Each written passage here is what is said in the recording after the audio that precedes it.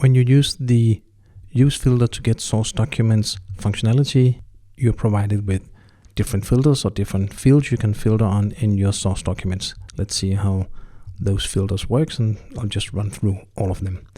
So the source document import will actually import from the warehouse request line. So they're all importing from the same table called warehouse request that were created when you released your source documents. And you can filter on source number filter as the first one, meaning if you know that all the sales orders you have made between this and this interval, you'd like to filter on that, you could do that. Or if different salesperson uses different sales order number series, you could also use the filter in here. You can filter on different items, item numbers.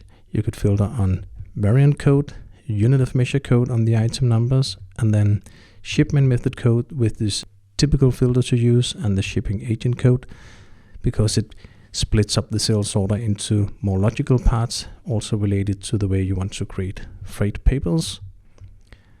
You can define if the filter request should default be shown or not with this check mark, and the shipping agent code and the shipping agent service filter. So it's possible here to also use filters that comes from the document headers. If you default want to fill in quantity to handle, you can set this check mark, and then of course all the source documents you want to include in this filter. Often you would only like to pick in one go for the sales order, later on for the other types of orders, etc.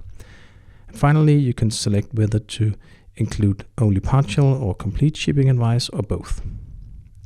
Then on the specific documents, you could filter for customer, for vendors on the purchase return orders in this scenario, for transfer orders with the in-transit code if you're using different transfer or in-transit codes, different cars on location that you use transfer orders, for example, and for the service order also on the customer number filter.